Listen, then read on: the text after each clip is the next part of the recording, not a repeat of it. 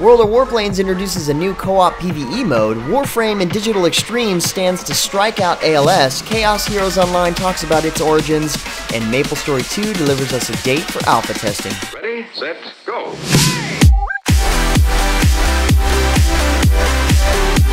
What's happening, guys? James Blonde here with MMOHuts.com, this week with a fairly casual weekly recap for MMO news and announcements for the week ending August 25th, 2014. The gap between Gamescom and PAX Prime usually translates to a slow week on news, but nevertheless, our first bit of news is on Rise of Incarnates and a new trailer the devs revealed at Gamescom that just recently released, giving players a little bit more behind the, well, Rise of Incarnates. A big part of it happens to deal with the President of the US in this situation and his thoughts on the Incarnates, when in fact it turns out he's an Incarnate as well, giving us a sneak peek at the next playable character, and honestly he looks pretty OP, but then again so do the rest. Unfortunately, we still have no idea when the next beta session is going to start back up, but for now, you can check out our fresh beta preview from SWTOR at MMOHuts.com. The week before last, we saw some pretty cool stuff in Warframe's Update 15 teaser. However, Warframe just released their Update 14 on the PS4 this past week, complete with new player tutorials that expand upon the lore in the game, as well as the game modes and user interface. They've also added in coop, which are really cool looking pets with both combat and non-combat abilities based on their personality types. A new PvP game mode was added in called Dark Sectors Conflict that's designed to replace the existing Solar Rails conflict. Plenty of other stuff like quests, new weapons, and customizations were added in, and of course it wouldn't be a major update without a new Warframe as well. So needless to say, Warframe has been rocking it on PC and PS4, but now, as of last week, they announced Warframe for the Xbox One. I'm guessing they noticed Smite doing it and said, what the heck, why not? So Warframe is in fact launching on the Xbox One on September 2nd. And in even cooler news, Warframe also took part in the popular ALS Ice Bucket Challenge going on in order to raise awareness for Lou Gehrig's disease, also known as ALS. In their video, they had the Corpus take the challenge, which is the enemy in the game, one of the enemies. And of course they accepted, you know, with a little help from the Tenno. The best part is Digital Extremes donated $10,000 to the ALS Association, and as of today, August 25th, the association is at $79.7 million in donations and counting. It may be a trend, but it's definitely making a difference. Up next, Skara The Blade Remains showed off some of its most recent gameplay from alpha, leading up to its early access on Steam coming this October.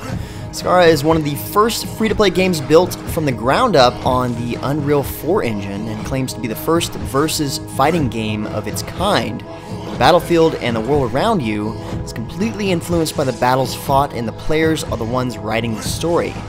Seems to me like it's an interesting concept, but I do have to admit the combat in the game is looking more and more fluid as they get further on in development. Guess we'll have to see later on. Last week we got a small teaser for what's arrived in Star Wars The Old Republic's Galactic Stronghold expansion, and this past week, BioWare and EA brings us a new launch trailer showcasing the Guild Flagships specifically. With this, guilds can establish their headquarters in one of 4 stronghold locations, or go mobile, conquering the galaxy in a massive flagship, which of course not only provides the guild with a place to meet and gather, but now a way to invade a planet, and compete against other guilds for total domination via conquests. These conquests are based on weekly objectives wrapped in a variety of themes that give players new incentive to visit familiar places. Seems like a really cool expansion overall, especially for guilds. However, for free-to-play accounts, you've got to hold out until October 14th in order to gain access. And speaking of expansions, Path of Exile's new expansion Forsaken Masters launched this past week on August 20th. Player concurrency has already broken Sacrifice of the Vow records and is still going up. I mentioned it a couple of times in the past few recaps, but I didn't quite get into the info on the new leagues. The new 3-month challenge leagues are Rampage and Beyond. Rampage is the standard league where kill streaks cause devastating effects to occur, kind of like Val's skill gems, almost. Each enemy kill causes you to become slightly faster and deal more damage. However, if you wait a little while, your kill streak will be ended. Now, the Beyond League is a hardcore league, and this monster kills have a chance to cause small portals to start appearing, and if enough of these portals spawn close together, a larger portal opens up and demons start coming through.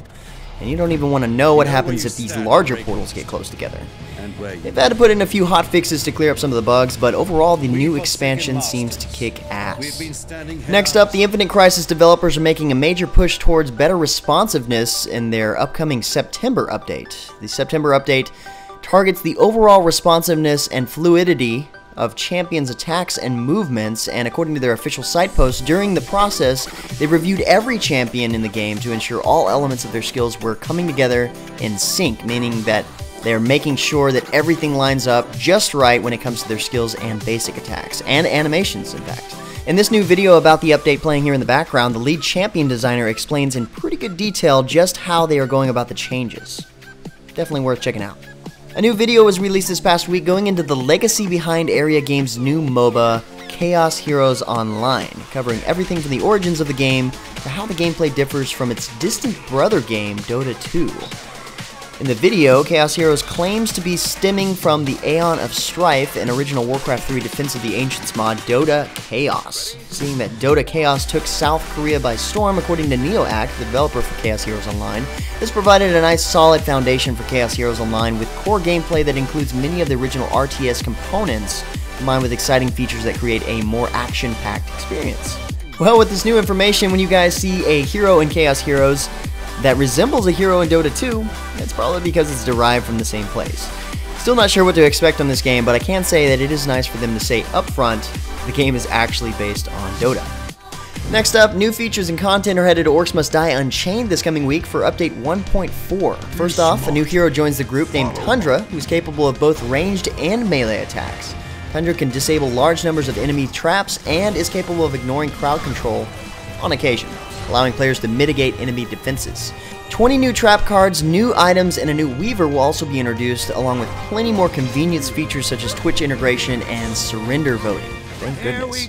It's actually a pretty big update, and it will be available to players in closed beta on Wednesday, August 27th.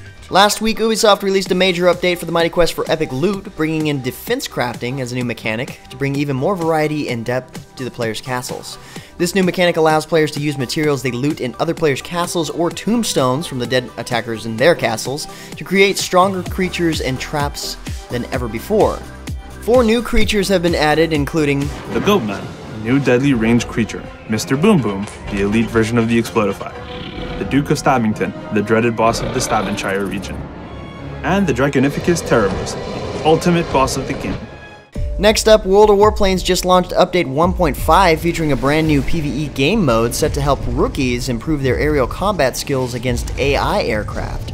Pilots can now train in the new 15 vs 15 PvE mode, where a team of 3 to 5 players are supplemented by AI-controlled allies and compete against an enemy team of NPC warplanes.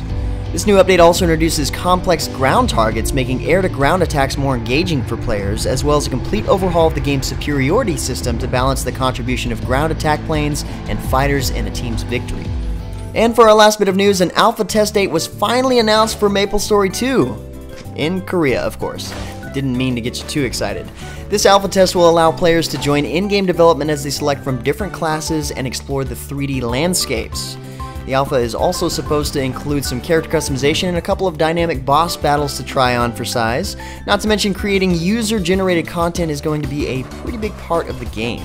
So yeah, the alpha for now is limited to Korea, taking place from September 17th through the 21st, and the official PR did mention that Nexon plans to reveal the game's worldwide release schedule at a later date.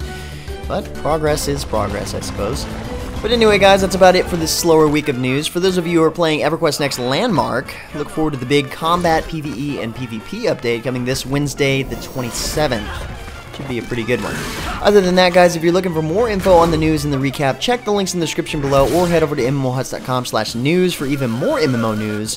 Feel free to discuss the news in the comments below or head over to MMOHuts.com/forums. Until next time, guys, that's going to be it from me. I'm James Blonde. See you out there, gamers.